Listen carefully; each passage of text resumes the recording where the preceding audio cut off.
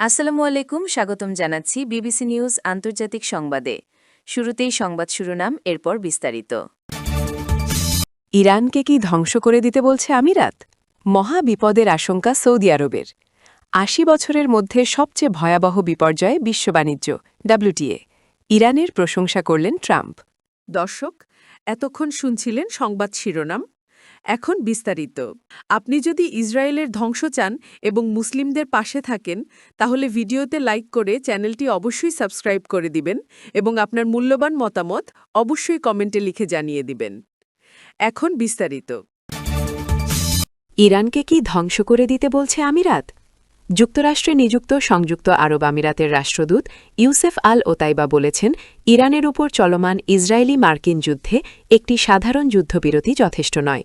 পরিবর্তে তিনি তেহরানের বিরুদ্ধে একটি চূড়ান্ত পরিণতির আহ্বান জানিয়েছেন।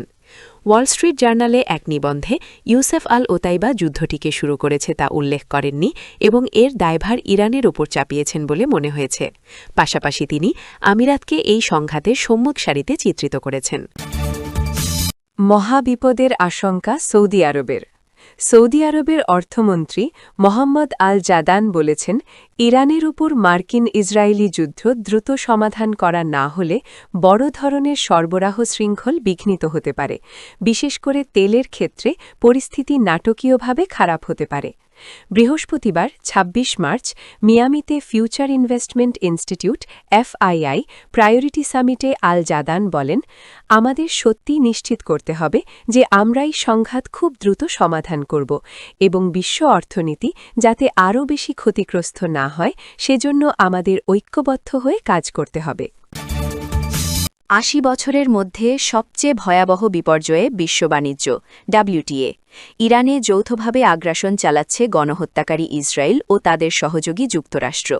এতে শুধু সংশ্লিষ্ট দেশগুলোই ভুগছে না, বরং সারা বিশ্বের বাণিজ্যে ভয়াবহ বিপর্যয় নেমে এসেছে। জ্বালানির বাজার টালমাটাল হওয়ায় এ সংকট দেখা দিয়েছে। বিশ্ব বাণিজ্য সংস্থা ডব্লিউটিএর প্রধান এনগোজি ওকোনজো ইওয়ালা সতর্ক করে বলেছেন, বিশ্ব বাণিজ্য ব্যবস্থা বর্তমানে গত ৮০ বছরের। ইরানের প্রশংসা করলেন ট্রাম্প। মধ্যপ্রাচ্যে চলমান সংঘাত সত্ত্বেও মার্কিন প্রেসিডেন্ট ডোনাল্ড ট্রাম্প আবার দাবি করেছেন যে ইরানের সামরিক বাহিনীকে অনেকাংশেই নিষ্ক্রিয় করে দেওয়া হয়েছে। বৃহস্পতিবার ২৬ মার্চ তিনি ইরানের নেতাদের সম্পর্কে বলেন, তারা বোকা নন। নির্দিষ্ট কিছু দিক থেকে তারা অত্যন্ত বুদ্ধিমান এবং তারা চমৎকার আলোচক। আমি বলি তারা জঘন্য লড়াকু, কিন্তু চমৎকার আলোচক। উল্লেখ করে ট্রাম্প আরও যোগ করেন, ইরানের বিরুদ্ধে যুদ্ধে যুক্তরাষ্ট্র নির্ধারিত সময়ের চেয়ে অনেক এগিয়ে আছে, যা শুরুতে ৪ থেকে ৬ সপ্তাহ স্থায়ী হবার কথা ছিল। তিনি বলেন, আমরা ইরানকে পুরোপুরি ধ্বংস করে দিচ্ছি।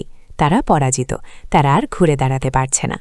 এখন তাদের সামনে একটি চুক্তি করার সুযোগ আছে, তবে সেটি তাদের উপরই নির্ভর করছে।